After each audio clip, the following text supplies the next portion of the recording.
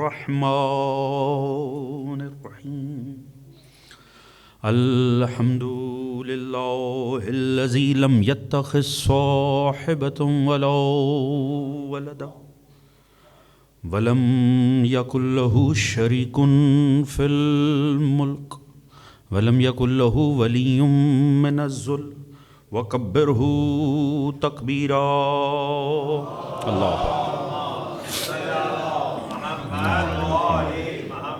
الصلاة والسلام على رسوله الكريم المكي المدني الأمي صاحب الوقار والسكينة المدفون بأرض المدينة بالقاسم المصطفى محمد صلى الله عليه وآله وسلم وعلى آله الطيبين الطاهرين المظلومين المعصومين الذين أذهب الله عنهم الرجس وطهرهم تطهيرا.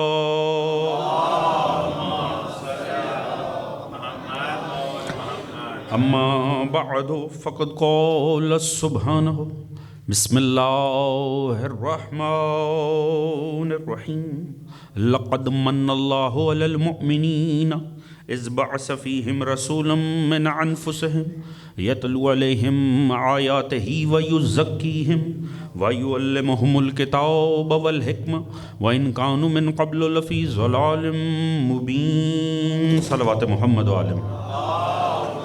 اللهم صل على محمد وآل محمد. اجازت ہے جی بات کا آغاز کیجیے. حضرات سامعین، آپ سبھی دوستان کو اور آپ کے توسط سے حضرت امام العصر علیہ السلام کی بارگاہ میں محمد وآل محمد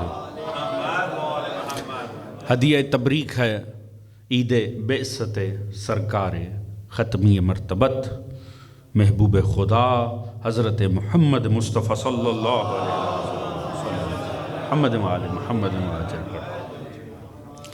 ایک شب پہلے تک ہم عزا کا لباس پہنا ہوا تھا اور مجلس عزا تھی. ایک شب گزری ہے تو اب جشن کا سماں ہے اور ماحول بدل چکا ہے. اس کا مطلب ہے نہ غم ہماری مرضی سے تھا نہ خوشی ہماری مرضی سے. ہمارا غم بھی آل محمد کے ساتھ ہے، ہماری خوشیاں بھی آل محمد کے ساتھ. اگر آل محمد کے گھر میں عزا ہے تو ہمارے گھروں میں بھی عزا ہے، اور اگر آل محمد کے گھروں میں خوشی ہے تو ہمارے گھر میں بھی خوشی ہے. معصوم یہ فرماتے ہیں ہمارے شیعہ ہماری نصرت کرتے ہیں، یعنی ہماری مدد کرتے ہیں. ہماری کیا اوقات ہے کہ ہم مدد کر سکیں آل محمد کی، مگر فرمایا وہ ہماری مدد کرتے ہیں اس انداز میں کہ ہماری خوشی میں خوشی کرتے ہیں، غم میں غم کرتے ہیں. لہٰذا یہ ماحول کا بدل جانا یہ بھی اصل میں حقیقتاً تقاضۂ مودت آل محمد ہے. اب جشن اور مجلس کا ایک فرق بڑا واضح ہے. ہاں لباس تو یقیناً تبدیل ہو گئے، ماحول بھی کافی حد تک کچھ تبدیل ہو گیا، مگر میں نے بزرگوں سے سن رکھا ہے اور آپ نے بھی خطابت اور ذاکری سننے والے دوستان جانتے ہیں، میں نے بھی بزرگ ذاکرین سے یہ سنا ہے کہ جشن نہ پڑھا جاتا ہے نہ سنا جاتا، جشن تو منایا جاتا ہے. اب کیا ہے کہ عید ہے، عید بعثت ہے، تو میرے بتانے سے کیا فائدہ؟ میں بتاؤں حضور عید ہے، جس کے اندر عید ہے نا اس کے چہرے پہ ضرور آ جائے گا کہ عید ہے. تو آپ کے چہروں سے پتہ چلنا چاہیے کہ آپ عید منا رہے ہیں. زیادہ سنگین انداز میں مجھے نہ دیکھیے گا، میں گھبرا جاؤں گا، کیونکہ عید ہے تو پھر چہرے کھلے ہوئے ہونے چاہیے. دوستان دیکھیے اس عید بعثت کو اب دیکھیں بہت ساری نسبتیں ہیں. آج کا جو یہ دن گزرا ہے یہ جناب ابو طالب کے حوالے سے تھا، یہ وفات حضرت ابو طالب کے حوالے سے تھا. پھر شب معراج، عید بعثت، بہت ساری چیزیں اس کے اندر مل رہی ہیں. اب سمندر کو کوزے میں سمیٹنا آسان ہے، ان میں سے ہر کوئی ایک اپنے میں الگ موضوع ہے. ہم نے جناب ابو طالب پہ کل بھی میں نے کچھ آرائز پیش کر دی تھی. کوشش ہوگی بہرحال میں اگر ہو سکے اس مختصر سے وقت میں ان تینوں موضوعات کو بیچ میں سمیٹ لوں اپنے اس میں انشاءاللہ. اگر اجازت دیں تو میں یہ بتاؤں کہ پروردگار نے قرآن میں یہ عید کیسے منائی ہے. دیکھیے پروردگار کتنے حسین انداز ہے. عید بعثت ہے، دیکھیں بعثت پیغمبر کو پروردگار کیسے ڈسکرائب کر رہا ہے، کیا لطف آ جائے گا. بسم اللہ الرحمن الرحیم. یہ سورہ آل عمران کی 164ویں آیت ہے، 164. ارشاد خداوندی ہے بسم اللہ الرحمن الرحیم. لقد من اللہ علی المؤمنین، تحقیق احسان کیا اللہ نے مومنین پر. اذ بعث فیہم رسول من انفسہم، کہ ان میں ان کے نفسوں میں اپنے نبی کو مبعوث کر دیا. بعثت پروردگار فرما رہا ہے، یہ احسان ہے پروردگار کا کہ اس نے مومنوں میں ان کے نفسوں میں مصطفیٰ کو مبعوث کیا. کیوں کیا؟ یتلو علیہم آیات ہی، تاکہ وہ ان پر میری آیات کو تلاوت کرے. وَيُزَكِّيهِمْ، اور وہ ان کا تزکیہ نفس کرے. وَيُعَلِّمُهُمُ الْكِتَابَ وَالْحِكْمَةَ، اور انہیں کتاب و حکمت سے مزین کرے. وَإِنْ كَانُوا مِنْ قَبْلُ لَفِي ضَلَالٍ مُبِينٍ، اس سے پہلے تو کھلی ہوئی ضلالت، گمراہی، جہالت اور اندھیروں میں ڈوبے ہوئے تھے. توجہ ہے جی؟ سادے سے لفظوں میں حضور بڑی میں ابتدائی سی ایک بات کرنا چاہوں گا. اگر سوال یہ ہو کہ آیا اس عظیم ہستی کی بعثت سے انسانیت میں کیا فرق آیا، سرکار مصطفیٰ نہ مبعوث ہوتے تو کیا ہوتا؟ اگر یہ ہستی آئی اور مبعوث ہوئی پروردگار کی، مجھے صرف ایک جملے میں اگر میں جاننا چاہوں کہ وہ کیا بڑی تبدیلی اس ذات مقدس کی وجہ سے انسانیت میں آئی ہے، تو کمال یہ دیکھیے، میں وہ آپ کو بیان کرنا چاہ رہا ہوں. مختلف ادوار کو انسانیت نے مختلف حوالے سے یاد رکھا ہے. ایک وہ ہے جو سٹون ایج تھی، پتھر کا زمانہ، ایسے ہی ہے نا جی. ایک زمانہ ایسا ہوا جسے انسانیت نے کہا آئرن ایج، لوہے کا زمانہ. آپ سوچ سکتے ہیں کہ جس زمانے میں بنی امیہ کے بزرگوں کو راج حاصل ہو، کیا وہ پسند کریں گے اس زمانے کو زمانہ جاہلیت کہا جائے؟ توجہ ہے جی؟ آپ کے خیال میں کوئی پسند کرے گا کہ اس کے دور کو زمانہ جاہلیت کہا جائے؟ تو یہ کیا وجہ ہے کہ رسول سے پچھلا زمانہ زمانہ جاہلیت کہلواتا ہے؟ کیا وہ بھی ایک دوسرے کو زمانہ جاہلیت کہتے تھے؟ نہیں. اتنا علم پھیلا دیا سرکار مصطفیٰ نے زمانے میں کہ اب اگر آپ سے پچھلا زمانہ یاد کرنا ہو تو انسانیت آرام سے کہہ دیتی ہے وہ جو زمانہ جاہلیت تھا. یعنی سب سے بڑی تبدیلی جو ذات مصطفیٰ کی وجہ سے آئی ہے وہ علم ہے. جزاک اللہ. اللہم صلی علی محمد وآل محمد. علم سے منور کر دیا سرکار مصطفیٰ نے. یہ تو کبھی امام صادق کے حوالے سے گزارشات پیش کرنے کا موقع ملا تو پھر میں عرض کروں گا، جتنی جدید ترقی ہے یہ بھی جا کر اسی پائے اقدس میں تمام ہوتی ہے. آپ سے پہلے ہر حوالے سے دنیا جاہلیت اور جہالت کے اندھیروں میں ڈوبی ہوئی تھی. مگر خدا کا بڑا خوبصورت انداز، یہ جو اس نے کار مصطفیٰ ڈسکرائب کیا نا، میں نے کیوں مبعوث کیا ہے، آیات کی تلاوت، تزکیہ، علم و حکمت. آپ کے ذہنوں میں ہوگا، نماز جمعہ جتنے مومنین پڑھتے ہیں انہوں نے جانتے ہیں کہ دوسری آیت کہاں سے شروع ہوتی ہے؟ هُوَ الَّذِي بَعَثَ فِي الْأُمِّيِّينَ رَسُولٌ مِّنْهُمْ. یہی کار نبوت شروع ہوتے ہیں. یتلو علیہم آیاتہ وَيُزَكِّيهِمْ وَيُعَلِّمُهُمُ الْكِتَابَ وَالْحِكْمَةَ وَإِنْ كَانُوا مِنْ قَبْلُ لَفِي. پوری آیت وہی ہے، بس سابقہ بدل گیا. آل عمران میں فرمایا تحقیق احسان کیا اللہ نے کہ مومنین میں ان کے نفسوں میں اس نبی کو مبعوث کیا. اس نبی نے کرنا کیا ہے؟ وہ وہی کار ہیں جو اس نے سورہ جمعہ کی دوسری آیت میں بتائے. وہاں پر سابقہ کیا ہے؟ وہ وہی ہے جس نے اسے مبعوث کیا. آگے سبھی کچھ وہی ہے. دونوں جگہ ابتدا میں خدا نے کمال کر دیا. یہاں کیا لفظ آیا؟ تحقیق احسان کیا میں نے کہ مومنوں میں ان کے نفسوں میں اسے مبعوث کیا. احسان کسے کہتے ہیں؟ جائیے پوچھئے، بزرگان سے پوچھ لیجئے احسان کسے کہتے ہیں. ایک حد ہوتی ہے، ایک لمٹ ہوتی ہے جہاں تک حق بنتا ہے. جو حق سے زیادہ کیا جائے اسے احسان کہتے ہیں. انسانیت محتاج ہدایت ہے.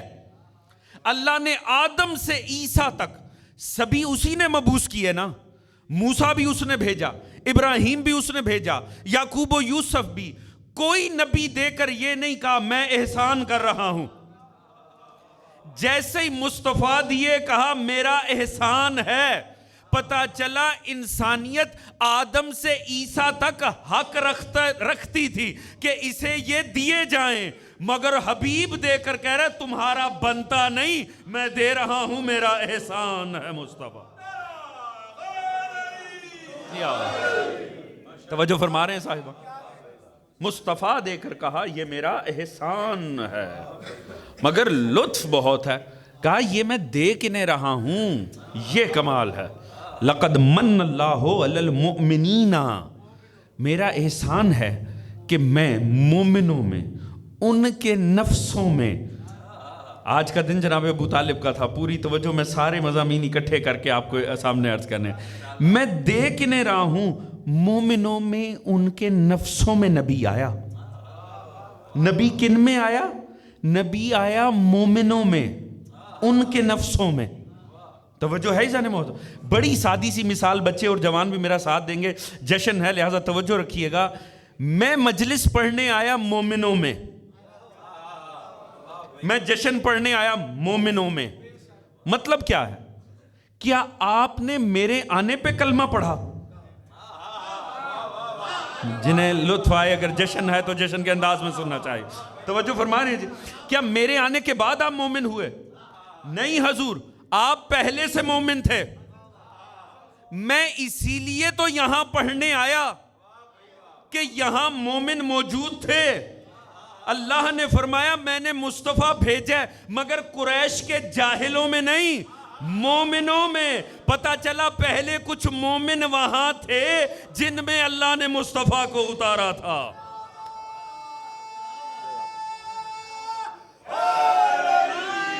یا توجہ فرما رہے ہیں صاحب؟ اس کا مطلب ہے کہ اللہ کا نبی نہ مشرکوں میں آیا ہے، نہ کافروں میں آیا ہے، نہ قریش کے جاہلوں میں آیا ہے، وہ تو مومنوں میں آیا ہے. کیسے ممکن ہے ہم مصطفیٰ کی تو بات کریں پر جن میں آیا ہے انہیں بھول جائیں؟ توجہ ہے؟ کل میں نے عرض کیا تھا کیسے ممکن ہے موسیٰ سے استفادہ کریں آسیہ کو بھول جائیں؟ کیسے ممکن ہے کہ حضور آپ سوچ سکتے ہیں یوسف سے استفادہ کریں لاوی بن یعقوب کو بھول جائیں؟ جو بچانے والے ہوں انہیں تو یاد رکھنا چاہیے. توجہ فرما رہے ہیں جی؟ کمال یہ دیکھیے، اب ان مومنوں کو پہچاننا، کیونکہ وہ مومن پہچانیں گے تو پھر بے عزت کا سمجھ میں آئے گی. حضور اللہ رب العزت نے فرمایا میں نے احسان کیا مومنوں پر کہ ان میں ان کے نفسوں میں نبی کو مبعوث کیا. کیوں؟ آیات کی تلاوت، تزکیہ نفس، علم و حکمت. یہ پروردگار نے اس انداز میں کیوں فرمایا؟ کیونکہ سورہ بقرہ حضرت ابراہیم علیہ السلام آپ نے آمد سرکار مصطفیٰ کی دعا مانگی تھی اور اسی شان سے مانگی تھی. جب بنا رہے تھے کعبہ، وَإِذْ يَرْفَعُ إِبْرَاهِيمُ الْقَوَاعِدَ مِنَ الْبَيْتِ وَإِسْمَاعِيلُ رَبَّنَا تَقَبَّلْ مِنَّا إِنَّكَ أَنْتَ السَّمِيعُ. جس وقت ابراہیم اور اسماعیل کعبے کی دیواروں کو بلند کر رہے تھے، بلند کرتے کرتے ایک نوبت ایسی آئی، سورہ بقرہ 128ویں آیت سے آپ آگے پڑھنا شروع کر دیجئے. اس وقت جناب ابراہیم نے دعا مانگی، ربنا وجعلنا مسلمین لک، یا اللہ مجھے اور اسماعیل کو اپنا سر تسلیم خم کرنے والا بنا. ربنا وجعلنا مسلمین لک ومن ذریتنا امۃ مسلمۃ لک. اور جیسے ہم تجھے جھکنے والے ویسے میری نسل میں ایک گروہ قرار دے. جیسے ہم تجھے جھکنے والے ویسے وہ تجھے جھکنے والے. وَابْعَثْ فِيهِمْ، پھر ان میں مبعوث کرنا. وَابْعَثْ فِيهِمْ رَسُولٌ مِّنْهُمْ يَتْلُو عَلَيْهِمْ آيَاتِكَ، پھر ان میں وہ نبی مبعوث کرنا جو تیری آیات کی تلاوت کرے. وَيُزَكِّيهِمْ، پھر ان کا تزکیہ نفس کرے. وَيُعَلِّمُهُمُ الْكِتَابَ، پھر انہیں علم کتاب و حکمت دے. بس اتنا فرق پڑا ہے کہ یُزَكِّيهِمْ آپ نے پہلے استعمال کیا، خدا نے علم و حکمت سے پہلے استعمال کیا، انہوں نے مؤخر کیا. اس طرح سے صرف فرق پڑا، باقی وہی دعا. اسی کی قبولیت کی دعا ہے سورہ جمعہ کی دوسری آیت بھی، سورہ آل عمران کی بھی 164ویں آیت. یہ اصل میں اللہ نے ابراہیم کی دعا قبول کی ہے. توجہ فرما رہے ہیں جی. قرآن میں حضرت ابراہیم کی بہت سی دعائیں مذکور ہیں اور ان کی شان قبولیت بھی قرآن میں مذکور ہے. یہ حضرت ابراہیم کی دعا تھی کہ یا اللہ جیسے ہم تجھے جھکنے والے میں اور اسماعیل، ویسے ہماری ذریت میں ایک گروہ قرار دینا. جیسے ہم تجھے جھکنے والے ویسے وہ تجھے جھکنے والے. پھر ان میں نبی آئے تو حضور اب پہچاننا ہے کہ وہ کیسے تھے جن میں مصطفیٰ آیا. کیونکہ آپ کا اور میرا شعور یہ ہے کہ مصطفیٰ آئے، آپ نے آ کے ابلاغ حق کیا، آپ پر وحی آئی، آپ نے لوگوں کو بتایا میں نبی ہوں. جنہوں نے قبول کیا وہ مومن ہوئے، جس نے رد کیا وہ کافر ٹھہرا. مگر یہ تو وہ ہیں جنہیں ہم پہچان سکتے ہیں، کیونکہ ہمیں پتہ ہے کس کس نے کلمہ پڑھا، کس کس نے نہیں پڑھا، کس کس نے پڑھ کے بھی نہیں پڑھا. توجہ ہے عزیزان محترم. یا مگر جن میں مصطفیٰ آئے، اس کا مطلب ہے انہوں نے نبی کی وجہ سے نہیں پڑھا. توجہ ہے عزیزان محترم، میری طرف توجہ ہے کہ نہیں جی؟ اس کا مطلب ہے انہوں نے نبی کی وجہ سے تو نہیں کلمہ پڑھا، وہ تو پہلے سے مومن تھے. وہ نبی کی وجہ سے مومن نہیں ہوئے. مومن نبی کی وجہ سے نہیں ہوئے، ان مومنوں کی وجہ سے نبی مبعوث ہوئے. توجہ ہے جی؟ تو جو ہمارے سامنے ہوئے انہیں تو ہم پہچانتے ہیں، تو جو نبی سے بھی پہلے مومن تھے وہ کس شان کے مومن تھے؟ وہ ابراہیم نے بتا دیا یا اللہ مجھے اور اسماعیل کو اپنا سر تسلیم خم کرنے والا، پھر ہماری ذریت میں ہم جیسے، پھر ان میں مصطفیٰ. تو اب سمجھ میں آیا جنہیں تلاش کرنا ہے نا ایمان ان کا، جن میں مصطفیٰ آئے وہ عرب کے جاہلوں میں تلاش نہ کریں، نبیوں کی فہرست میں تلاش کریں. جزاک اللہ. یا توجہ فرما رہے ہیں جی؟ وہ ابراہیم جیسے مسلمان تھے، وہ اسماعیل جیسے مسلمان تھے. یہ روایت کس نے لکھی ہے؟ علامہ ڈاکٹر طاہر القادری نے، شیخ ان اسلام جناب ڈاکٹر طاہر القادری. انہوں نے روایت لکھی ہے حضور. وہ لکھتے ہیں کہ جس وقت یہ کعبہ تعمیر کر رہے تھے نا جناب ابراہیم و اسماعیل، بلند کر رہے تھے، فقط بلند کر، وَإِذْ يَرْفَعُ إِبْرَاهِيمُ الْقَوَاعِدَ مِنَ الْبَيْتِ وَإِسْمَاعِيلُ. روایتیں بڑی لطیف ہیں، آپ جا کے تفاسیر میں پڑھ سکتے ہیں کہ جناب ابراہیم اور اسماعیل ایک ایک اینٹ لگا رہے تھے، اور اپنی مرضی کا نقشہ نہیں ہے، اللہ رب العزت نے پہلے سے فاؤنڈیشن موجود ہے، بس دیواریں بلند ہو رہی ہیں. چیف انجینئر جناب جبرائیل سر پہ کھڑے ہیں. اب ابراہیم تو خلیل اللہ تھے، دوست کو کہتے گھر بناؤ، وہ کتنا شاندار بنا دیتے، مگر خدا نے فرمایا نہیں ایک کمرہ چاہیے. جس مقصد کے لیے چاہیے تھا ایک کمرے سے گزارا ہو جاتا تھا. توجہ ہے سنا، لہذا کہا صرف بس ایک کمرہ چاہیے، اس بے گھر کو کوئی گھر نہیں چاہیے، ایک کمرہ بنا. اچھا ایک ایک اینٹ، ایک ایک گارا جناب جبرائیل کے کہنے پر ابراہیم اور اسماعیل لگا رہے ہیں. فرماتے ہوتا کیا تھا، جب قد آدم سے معاملہ بڑھ جاتا تھا نا، یعنی آپ نے دیکھا ہے ماشاءاللہ کعبہ کتنا بلند ہے، تو جب وہ بلند ہو جاتا تھا وہ اپنے نیچے پتھر رکھتے تھے، اس پہ کھڑے ہوتے تھے، پھر چنتے تھے دیوار کو، وہ اینٹیں چننا شروع کرتے تھے، پھر مزید بلند ہوتا تھا اس پتھر پہ پتھر رکھ لیتے تھے.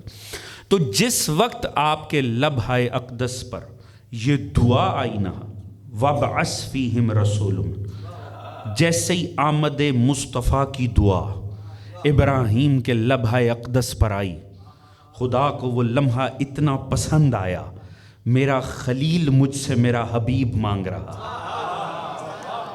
توجہ ہے جی؟ خدا نے چاہا یہ لمحہ ہمیشہ کے لیے محفوظ ہو جائے. ہوا کیا، جس پتھر پہ اس وقت جناب ابراہیم کھڑے تھے آپ کے پائے اقدس اس میں ثبت ہو گئے. اس پتھر کو اٹھا کے بنایا گیا مقام ابراہیم. وہ جو ایک پتھر کعبے کے سائے جتنے فاصلے پہ پڑا ہے، وہ کون سا پتھر ہے، اس پتھر میں کیا خصوصیت ہے، اس پتھر میں کیا ہے، اس کے اوپر نشان ہے ابراہیم کے پائے اقدس کے. اللہ نے اسے سجدہ گاہ عالم بنا رکھا ہے. آپ نے دیکھا حاجی بیچارے ایک دوسرے کے اوپر سے کوشش کرتے ہیں، گرتے پڑتے 2 رکعت نماز مستحب وہاں پر پڑھ لیں. اس پتھر کے کیوں مقدر بدل گئے؟ اس پہ ابراہیم کے پائے اقدس لگے. مگر سوچنے کی بات ہے، ابراہیم تو اپنی زندگی میں لاکھوں پتھروں پہ چلے ہوں گے. توجہ فرما رہے ہیں جی؟ اگر تو ابراہیم کے پاؤں کا لمس ہوتا تو وہ تو لاکھوں پتھروں کے نصیب میں آیا تھا، اس پتھر کا مقدر کیوں بدلا؟ طاہر القادری فرماتے ہیں اس لیے کہ اس پتھر پہ کھڑے ہو کر انہوں نے آمد مصطفیٰ کی دعا مانگی تھی۔ اس پتھر کے مقدر ابراہیم کے پائے اقدس کے لمس کی وجہ سے نہیں بدلے، بلکہ لبھائے ابراہیم پر آمد مصطفیٰ کی جو دعا تھی، اس دعا کی وجہ سے اس پتھر کے مقدر بدل گئے۔ توجہ فرما رہے ہیں حضور؟ کیا لطیف بات ہے، کیا خوبصورت بات ہے، مگر سوچنے کی بات ہے۔ جن کے دلوں میں علی کے بابا کی عظمت ہے انہیں لطف آ جائے گا۔ حضور اس پتھر کا اللہ نے مقدر کیوں بدلا؟ کیونکہ اس پہ کھڑے ہو کر آمد مصطفیٰ کی دعا مانگی گئی ہے۔ اللہ تو اس پتھر کا مقدر پوری دنیا سے اٹھا دیتا ہے، بلند کر دیتا ہے۔ جہاں آمد کی دعا مانگی جائے، اللہ ہی بہتر جانتا ہے علی کے باپ کے گھر کی عظمت کیا ہوگی۔ وہاں آمد کی دعا نہیں مانگی، وہاں اللہ نے اتارا ہے محمد مصطفیٰ۔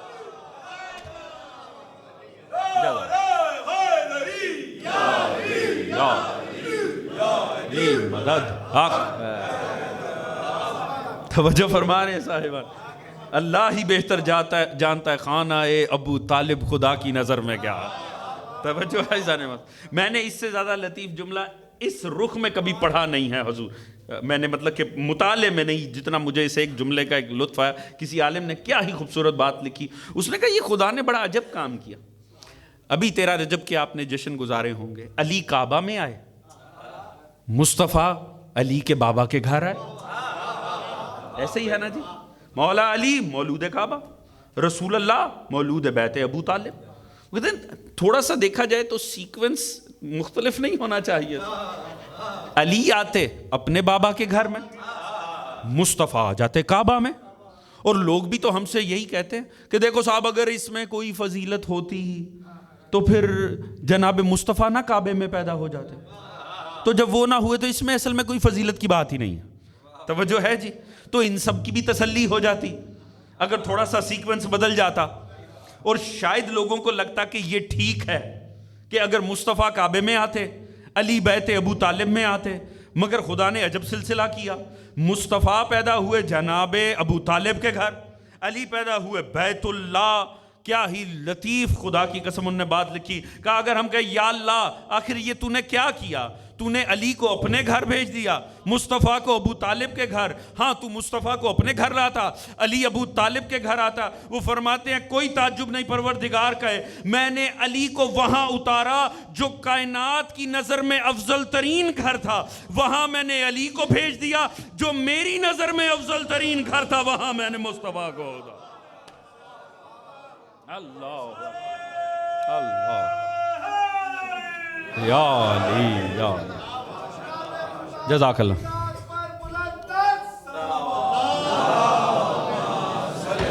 محمد وآل محمد۔ توجہ ہے عزیزان محترم؟ عید محسوس ہو رہی کہ نہیں حضور؟ عید ہے تو چہروں پر بھی عید ہونی چاہیے نا؟ توجہ ہے جی؟ ہاں آج تو بالکل نارمل چہرہ نہیں ہونا چاہیے، کھلا ہوا چہرہ ہونا چاہیے، یہی حق ہے ذکر فضائل آل محمد کا۔ تو حضور کمال یہ دیکھیے گا کہ لقد من اللہ علی المؤمنین، تو ایک بات تو پتہ چل گئی۔ اور یہ نقن صاحب کا جملہ، حضرت علامہ علی نقی نقن مرحوم اللہ ان کے درجات کو بلند فرمائے، انہوں نے یہ تفسیر فرمائی ہے اس کی۔ وہ فرماتے ہیں کہ پھر جن میں آئے ہیں مصطفیٰ، وہ ابو طالب، وہ ختیجہ، یہ کس قسم کے مومن ہیں؟ یہ نبیوں جیسے مسلمان۔ ربنا وجعلنا مسلمین، پہلے اپنے لیے دعا مانگی، ہم تجھے جھکنے والے، ویسے وہ تجھے جھکنے والے۔ فرماتے ہیں اگر کسی نے جاننا نا یہ کس قسم کے مسلمان تھے، یہ نبیوں جیسے مسلمان تھے، یہ ابراہیم و اسماعیل کی کوالٹی کے مسلمان تھے۔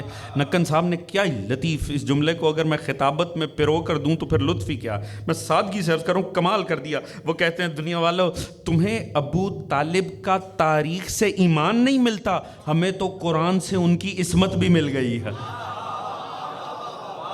توجہ ہے جانے والا؟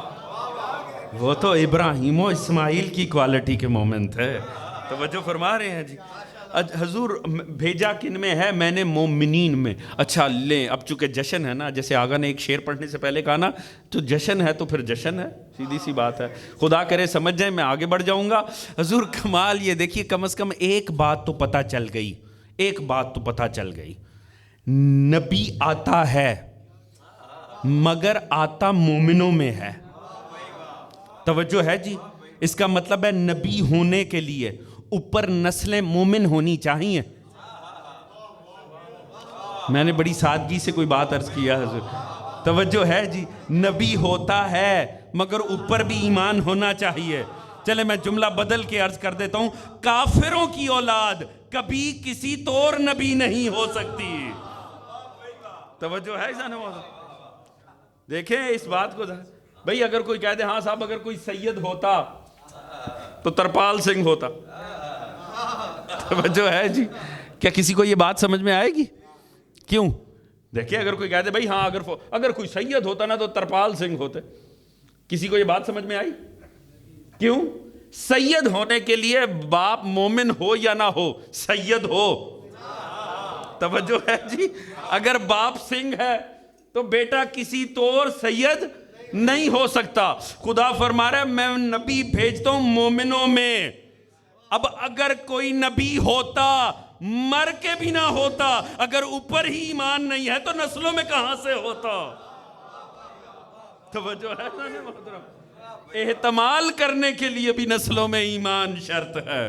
درود پڑھیے گا محمد و آل محمد. اللہم صلی علی محمد و آل محمد وجہ. توجہ فرما رہے ہیں صاحبان؟ تو حضور معاملہ کیا ہے؟ اللہ رب العزت نے فرمایا میں بھیجا ہے نبی کن میں نے مومنین میں بھیجا ہے، مومنین میں بھیجا ہے.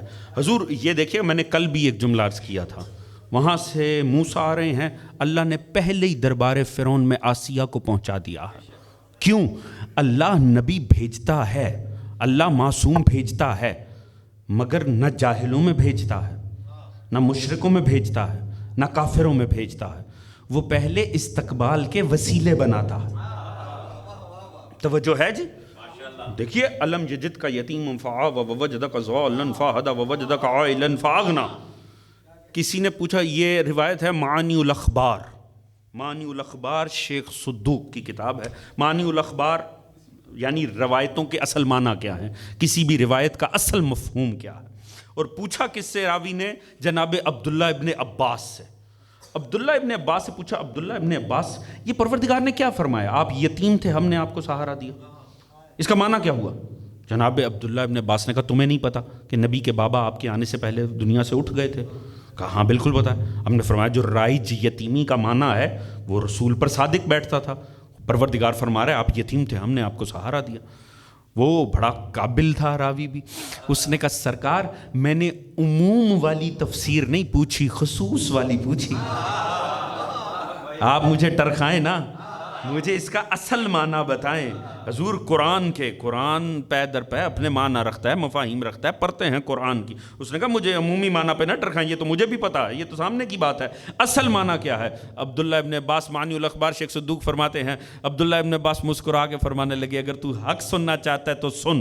اتنی اعلیٰ تھی ذات مصطفیٰ، اتنی اعلیٰ تھی. اللہ انسانیت کو دے تو رہا ہے مگر معاملہ یہ ہے اتنے اعلیٰ و عرفاں ہیں رسول اللہ کہ آپ جیسا ہی کوئی نہ تھا. یہی یتیمی مصطفیٰ تھی کہ انسانیت میں کوئی آپ کے پائے اقدس کے نزدیک بھی نہیں آتا تھا. تو کہا پروردگار نے یہ کیوں فرمایا؟ آپ یتیم تھے، ہم نے آپ کو سہارا دیا. فرمایا کوئی نبی جیسا نہیں تھا مگر اللہ نے باپ چاہے لے لیا، مگر ابو طالب صاحب آپ دے دیا، ختیجہ جیسی زوجہ دے دی، علی جیسا بھائی دے کر کہا حبیب کوئی تجھ جیسا نہیں تھا، میں نے تجھے تجھ جیسے دے کر تیری یتیمی کو ختم کر دیا. اللہ اللہ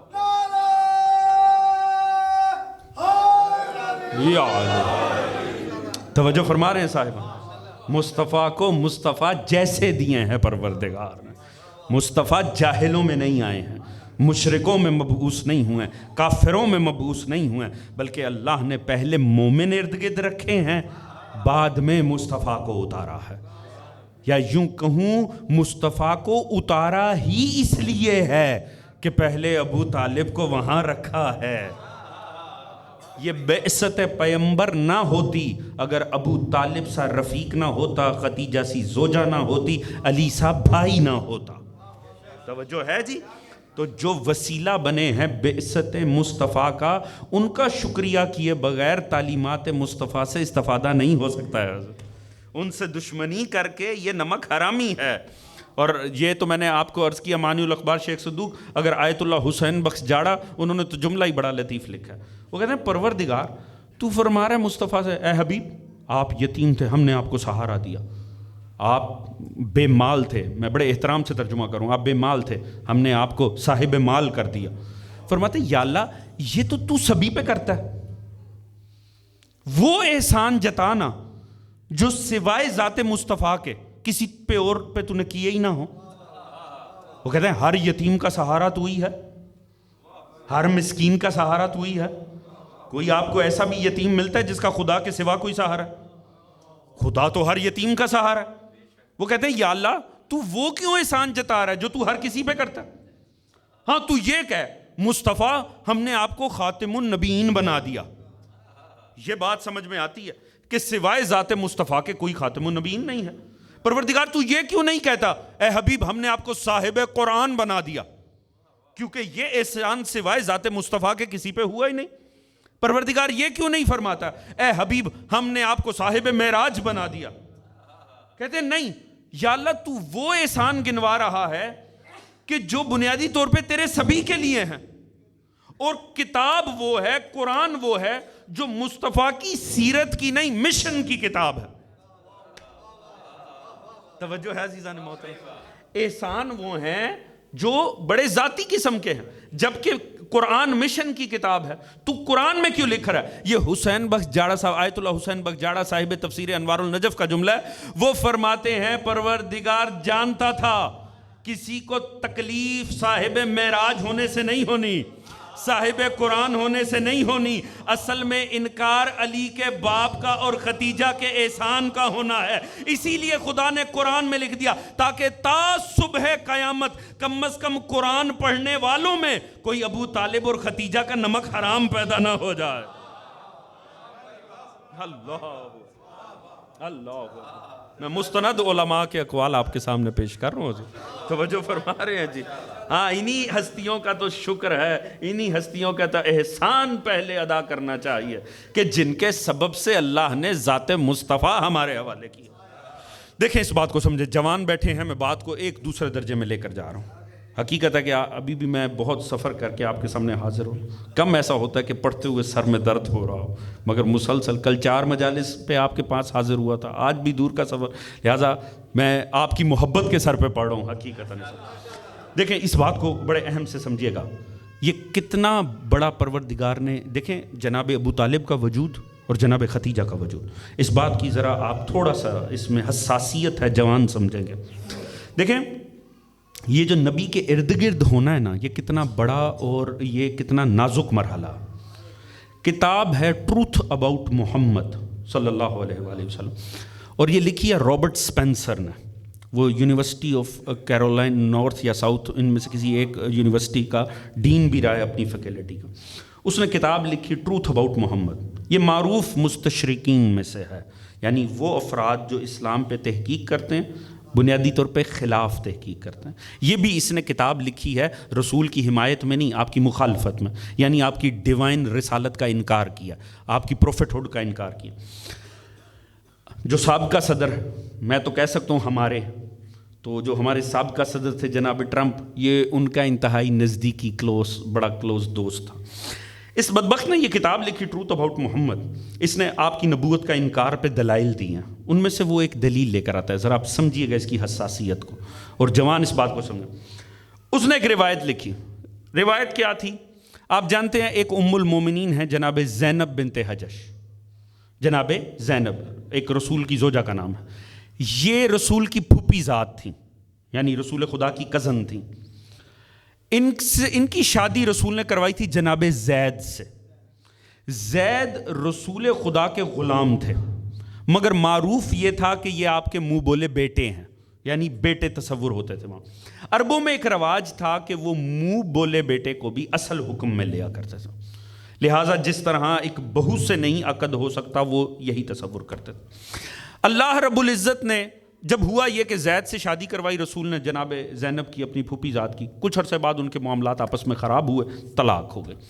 جب طلاق ہوئی تو اس قانون کو بدلنے کے لیے کہ یہ جو منہ بولا ہوتا ہے یہ اصل میں کچھ بھی نہیں ہوتا، اس بات کو سمجھیے گا، یاد رکھیں، شریعت آپ کے اور میرے بظاہر ماحول کے مطابق نہیں، فطرت کے قوانین کے مطابق ہوتے ہیں۔ یاد رکھیے گا، یہ منہ بولا بھائی، منہ بولی بہن بہت اچھی بات ہے، احترام ہونا چاہیے، پر یاد رکھیں بہن وہی بہن ہے جسے خدا نے بنایا ہے، اور بھائی وہی بھائی ہے، لہٰذا جن سے پردہ شریعت میں ہے اس سے ہوگا، اس بات کو یاد رکھیے گا۔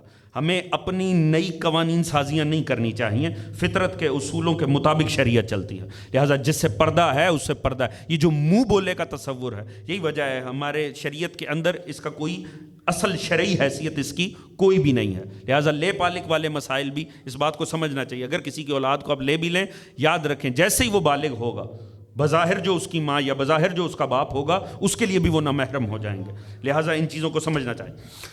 اللہ رب العزت یہ قانون بدلنا چاہتا تھا، اللہ نے حکم دیا کہ آپ جناب زینب سے عقد کر لیں۔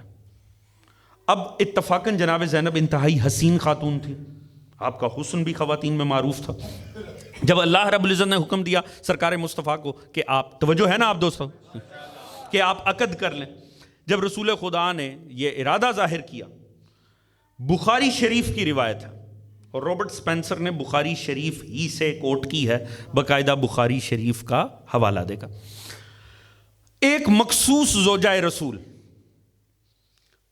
جب انہیں پتہ چلا کہ رسول خدا زینب سے عقد کرنا چاہتے ہیں، تو آپ جانتے ہیں کہ بہرحال ازواج کا ایک مخصوص مزاج ہوتا ہے، جب ان کے سامنے انہیں پتہ چلے کہ ان کے شوہر کہیں اور بھی عقد کا ارادہ رکھتے ہیں۔ شادی شدہ افراد بڑے اچھے سے سمجھتے ہوں گے، اور جن کی نہیں ہوئی بھی انہیں لگ پتہ جائے گا، لہٰذا جب انہیں پتہ چلا مخصوص زوجہ رسول کو، تو وہ بگڑ گئیں، اور انہوں نے بس انہی چند جذبات کے مد نظر ایک جملہ کہا جو بخاری شریف میں آیا اور رابرٹ سپینسر نے اٹھا لیا۔ انہوں نے کہا، یہ خدا کو بڑی جلدی نہیں رہتی آپ کے دل کے ارادوں کو پورا کرنے کی؟ توجہ ہے جی، سبھی لوگ سمجھ گئے ہوں گے جن کی ازواج ہیں کہ یہ کیا کہا گیا ہے، توجہ ہے جی، مگر ذرا سمجھیے گا۔ رابرٹ سپینسر نے یہ جملہ لکھ کے کہا کہ دیکھو، زوجہ رسول کا یہ جملہ بتا رہا ہے کہ زوجہ رسول بھی جانتی تھیں کہ کوئی وحی نہیں آئی، یہ ان کی خواہش تھی شادی کی، انہوں نے اسے قرآن کی آیت بنا کر سنا دیا۔ توجہ ہے جی، جتنے زیادہ تر جھوٹے دعوے دار گزرے ہیں نا، خصوصاً نبوت کے، ان کو ان کی ازواج نے ایکسپوز کیا، یہ حقیقت ہے۔ مسلمہ کذاب اس ملعون کی بھی زوجہ نہیں بتایا تھا، وہ رات کو وہ صبح اٹھ کے کہتا تھا اللہ نے یہ مجھے حکم دیا ہے اپنے فالوورز کو، بیگم کہتی تھی جھوٹ بول رہا، ساری رات سوتا رہا۔ ہاں جی، تو ازواج انتہائی قریب ہوتی ہیں، لہٰذا ان کی بات، اس نے یہ جملہ لکھ کرنا زوجہ رسول، اس نے کہا دیکھو زوجہ رسول کا جملہ بتا رہا ہے کہ زوجہ ساتھ رہنے والی بھی جانتی ہے کہ اصل میں کوئی وحی کا سلسلہ نہیں ہے، یہ دل کی خواہش تھی جسے قرآن بنا دیا۔ کمال دیکھیے گا، اب اندازہ کیجئے گا کتنا حساس ہے یہ بات کہ زوجہ رسول کا کہا ہوا ایک جملہ 1400 سال بعد رسول کی رسالت کی تردید کا باعث بن سکتا۔ توجہ فرما رہے ہیں جی، آپ نے سمجھا اس بات کو کہ زوجہ کا ایک جملہ، دیکھیں وہ اللہ کے رسول ہیں کہ نہیں، ذرا اسے ایک طرف رکھیے، کم از کم رابرٹ سپینسر نے زوجہ رسول کے ایمان بارے تو ٹھیک کہا ہے، بس میں اس سے بڑھ کے اس پہ کچھ نہیں عرض کرنا چاہوں گا۔ توجہ ہے جی، کم از کم وہ اس نتیجے پہ، کیونکہ اس جملے سے تو یہی ثابت ہوتا ہے۔ مگر حضور اب سمجھیے، یہ کب کی بات ہے؟ یہ مدینے کی بات ہے۔ سوچیں اگر کوئی غیر محتاط، میں اس سے زیادہ مناسب لفظ نہیں بول سکتا، اگر کوئی غیر محتاط کردار اس وقت مصطفیٰ کے پہلو میں ہوتا جب پہلی وحی آ رہی تھی اور نبی مبعوث ہو رہے تھے، سوچیں پورے دین کا حشر کیا ہوتا۔ اب شکریہ ادا کریں زہرا کی ماں کا کہ اللہ نے انہیں اس وقت مصطفیٰ کے پہلو میں رکھا کہ آپ کے کردار نے پوری رسالت کو مستند بنا دیا.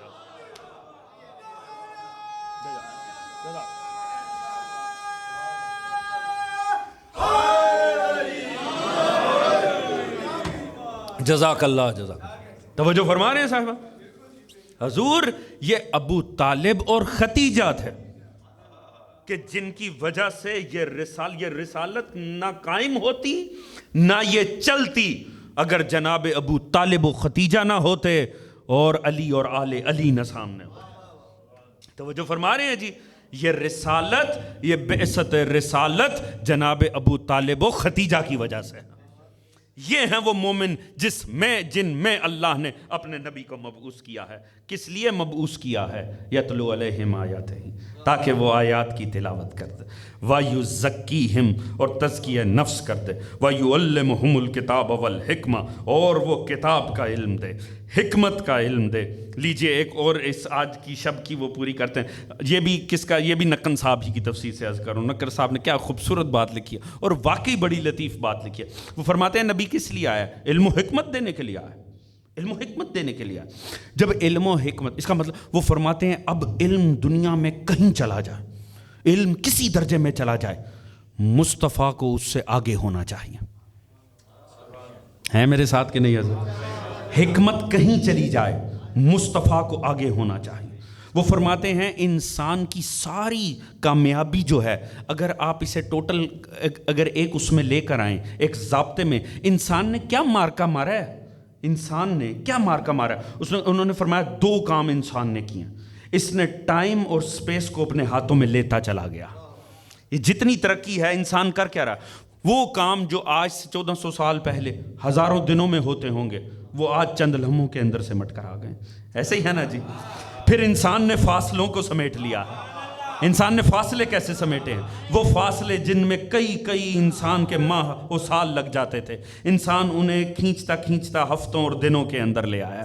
فرماتے ہیں پوری انسانی ترقی کو ماپنا ہو 2 چیزوں سے ماپ لو. ایک اس نے وقت کو اپنے دامن میں لے آیا ہے، ایک اس نے فاصلے سمیٹ دیے ہیں. وہ کہتا ہے مگر اللہ کا نبی وہ ہے جو اسے علم و حکمت دینے آیا ہے. تو انسان جتنا بھی آگے چلے جائے، مصطفیٰ کی رفتار اس سے آگے ہونی چاہیے.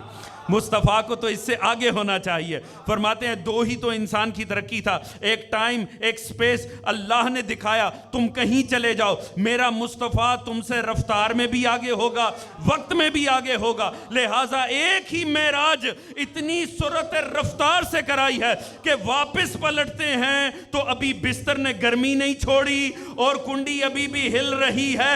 بتا دیا خدا نے میرا نبی وقت میں بھی تم سے آگے ہے، میرا نبی فاصلوں میں بھی تم سے آگے.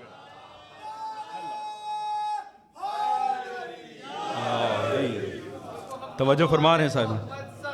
اللہم صلی علی محمد وآل محمد وعجل. توجہ فرما رہے ہیں صاحبہ.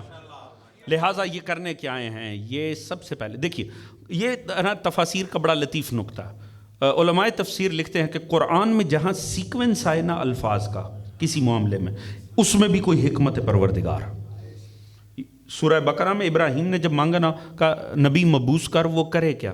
وہ آیات کی تلاوت کرے، علم و حکمت دے اور تزکیہ کرے. خدا نے دعا قبول کی، الفاظ بھی ویسی قبول کیے. سیکوینس یہاں کس ترتیب میں کیا؟ وہ آئے گا کس لیے؟ آیات کی تلاوت کرے، تزکیہ کرے اور علم و حکمت دے. تزکیے کو پروردگار علم و حکمت سے پیچھے لے آیا.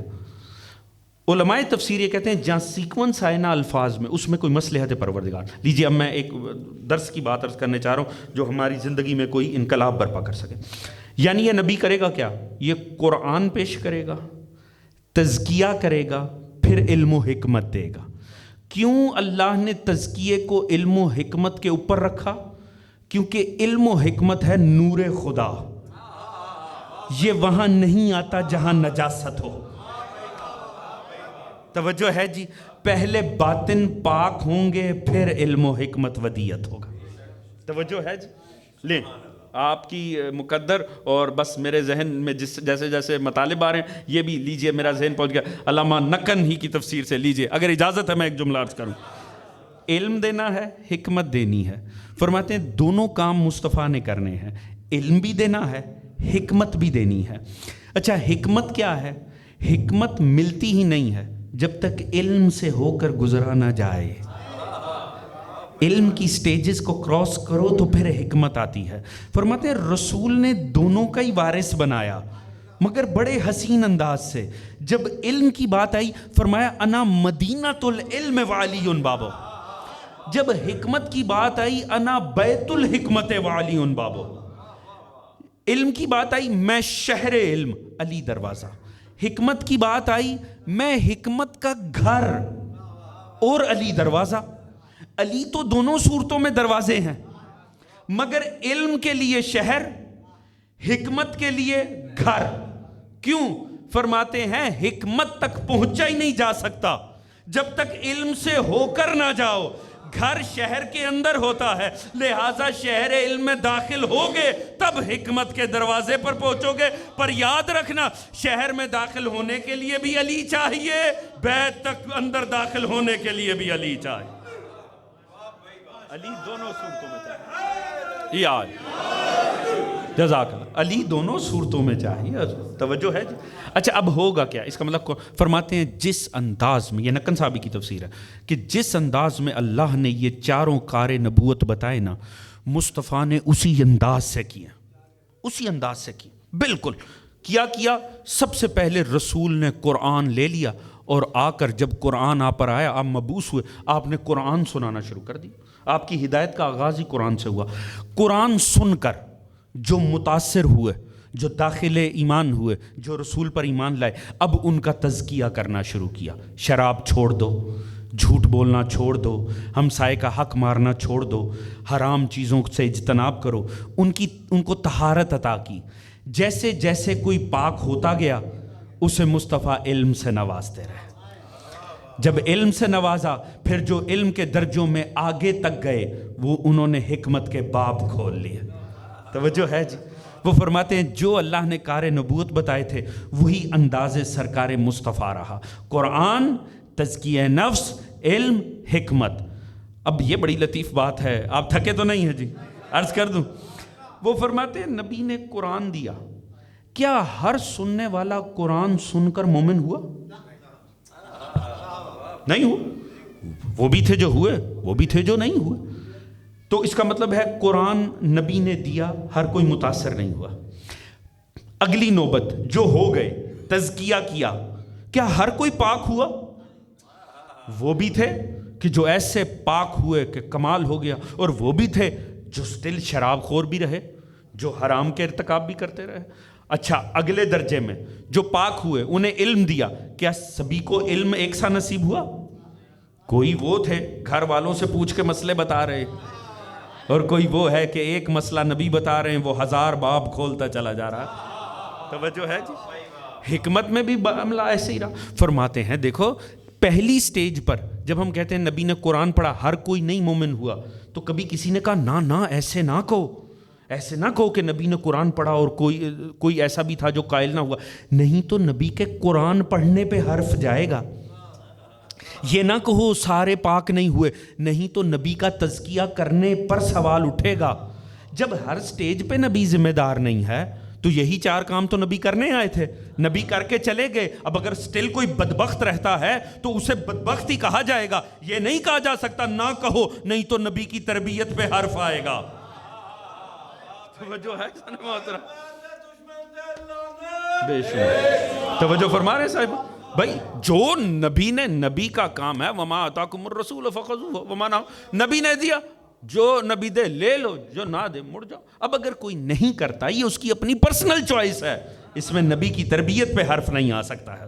توجہ ہے جی. تو حضور آج کی تاریخ میں چلیں، آج کی تاریخ میں آپ کی زحمت تمام کروں. اگر آپ اور میں چاہتے ہیں بعثت پیغمبر سے استفادہ کرنا، ہم اپنے آپ کو اپ گریڈ کرنا چاہتے ہیں بطور مومن، ہمیں کیا کرنے کی ضرورت ہے؟ یہ 4 کام ہماری رہنمائی کر رہے ہیں. پہلا، یتلو علیہم آیاتہ وَيُزَكِّيهِمْ وَيُعَلِّمُهُمُ الْكِتَابَ وَالْحِكْمَةَ. ہمیں یہی 4 کا آج اگر ہم چاہیں مصطفیٰ کی بعثت سے استفادہ کرنا، ہمیں کیا کرنے کی ضرورت ہے؟ کوئی مشکل میں نہیں آنا، سب سے پہلے قرآن کے پاس جانا. قرآن کے ذریعے اپنی ذات کی تطہیر کرنی ہے، خود سے نجاستوں کو نکالنا ہے۔ اللہ علوم آل محمد عطا کرتا چلا جائے گا، حکمت کے درجوں میں بلند کرتا چلا جائے گا۔ توجہ فرما رہے ہیں جی، خدا ہمیں یہ لاہے عمل دے رہا ہے، میں نے مصطفیٰ کو اس لیے بھیجا ہے۔ دیکھیں نبی کی وصیت دو ہی چیزیں ہیں، قرآن، اہل بیت۔ ایسے ہی ہے نا جی، ٹھیک ہے اہل بیت کا معصوم پردہ غیب میں ہے، قرآن تو پردہ غیب میں نہیں ہے۔ وحی خدا تو آپ کے اور میرے پاس موجود ہے، کتابی صورت میں کیا ہمارے سیل فون میں موجود ہے۔ تو بس اب آگے بڑھیے، قرآن کے ذریعے اپنی طہارت کیجئے، جیسے جیسے نفس پاک ہوتا چلا جائے گا اللہ علم سے نوازتا چلا جائے گا، اور جیسے جیسے آپ خود کو علوم آل محمد میں غرق کرتے چلے جائیں گے اللہ حکمت کے موتی عطا کرتے چلے جائیں۔ توجہ فرما رہے ہیں جی، لہٰذا حضور میری ہمیشہ یہ کوشش ہوتی ہے بات کو سادہ سمپل رکھ کے کیا جائے، زیادہ چیزوں میں نہ الجھایا جائے، فضائل پڑھ کے دلوں کو نرم کیا جائے اور اس نقطے تک لایا جائے جو ہمارے سمجھنے کی ضرورت ہے۔ تو حضور بعثت پیغمبر سے جو ہمیں لاہ عمل مل رہا ہے وہ یہ ہے کہ خدا را قرآن سے اپنے تعلق کو قائم کیجئے۔ جب تک قرآن سے تعلق نہیں قائم کریں گے تب تک تزکیہ نہیں کامل ہوگا، جب تک تزکیہ نہیں نہ ہوگا یاد رکھیں علم و حکمت نور خدا ہے، جہاں نجاست ہونا وہاں نور نہیں آ سکتا۔ توجہ ہے جی، لہٰذا خود سے خبائث کو جب تک دور نہیں نہ کریں گے، حرام کی سب سے بڑی پرابلم یہ ہے حرام حلال کو بھی بے ذائقہ بنا دیتا۔ توجہ ہے جی، جب تک حرام کو دور نہیں نہ کیا جائے گا تب تک حلال اپنی تاثیر پیش نہیں کرے گا۔ لہٰذا خود سے حرام کو دور کریں تاکہ اللہ آپ کو علوم محمد و آل محمد کا جوہر عطا کر سکے۔ توجہ ہے جی، اگر تھک نہیں گئے آخری جملہ اور زحمت تمام ہے ہمت کے میں عرض کروں حضور پیچھے پلٹیے، یا علی بڑا لطف آئے گا خدا کی قسم اس آخری بات کا، مگر میں نے یہ بچا رکھی تھی اس لیے کہ یہیں تمام کرنا ہے۔ میں نے پہلے عرض کیا بعثت مصطفیٰ سے استفادہ کرنا ہے، ابو طالب کا شکریہ ادا کیجئے۔ جب تک ختیجہ سے نمک حلالی نہ کی جائے تب تک بعثت رسالت کا فائدہ نہیں پہنچنے لگا۔ حضور اللہ نے کیا فرمایا؟ یہ فرمایا میں تمہیں دے رہا ہوں، نہیں میں مومنوں میں مبعوث کر رہا ہوں۔ لقد من اللہ علی المؤمنین، میں مومنوں میں مصطفیٰ بھیج رہا ہوں۔ اس کا مطلب ہے تاریخ میں پلٹ کر دیکھیں تو ایک نہیں دو طرح کے مومن ہیں، ایک وہ جو نبی کی وجہ سے مومن ہوئے، پوری توجہ بڑا لطف آئے گا دوستو تھکنا نہیں ہے۔ دو قسم کے مومن ہیں، ایک وہ جو نبی کو دیکھ کر مومن ہوئے، قرآن سن کے مومن ہوئے، کسی مصلحت کے تحت مومن ہوئے۔ بات پہنچ رہی ہے کہ نہیں پہنچ رہی جی؟ توجہ ہے جی، مگر ایک وہ ہیں جو نبی کی وجہ سے نہیں ہوئے، ان کی وجہ سے نبی ہوا ہے۔ توجہ ہے جی، وہ تھے تو مصطفیٰ مبعوث ہوا۔ اس کا مطلب ہے پیچھے تاریخ میں دیکھیں تو دو قسم کے مومن ہیں، ایک وہ جن میں مصطفیٰ آئے، ایک وہ جو مصطفیٰ کی وجہ سے ہوئے۔ تو اب کسی کو حق نہیں پہنچتا کہ ان دونوں کو ایک ہی کیٹیگری میں جمع کر دے، کہاں نبی کی وجہ سے ہونے والے، کہاں جن کی وجہ سے نبی مبعوث ہوا۔ یہی وجہ ہے، باقی مکتبوں کا تو پتہ نہیں، الحمدللہ ہمارا مکتب اس فرق کو کبھی مٹنے نہیں دیتا۔ جو نبی کی وجہ سے ہوئے انہیں رضی اللہ کہتا ہے، جن میں مصطفیٰ آئے وہ علیہ السلام۔ توجہ ہے جی، توجہ فرما رہے ہیں حضور۔ لہٰذا سلام ہے جناب علامہ علی نقی نکن مرحوم کو کہ جنہوں نے یہ تفریق بڑے حسین انداز سے بنائی ہے۔ توجہ ہے جی، بے شک۔ تو حضور یہ فرق کبھی مٹنا نہیں چاہیے، اور میں پوری تاریخ اگر آپ کو ایک جملے میں پیش کر دوں، خدا کی قسم اس دین جس کے لیے مصطفیٰ مبعوث ہوئے ہیں، یہ پوری تاریخ میں ایک جملے میں سمیٹ رہا ہوں، دو قسم کے مومن رکھتی ہے، ایک وہ جن میں اللہ کا نبی آیا، ایک وہ جو اللہ کے نبی کی وجہ سے ہوئے۔ پوری تاریخ ایک جملے میں عرض کر کے زحمت تمام۔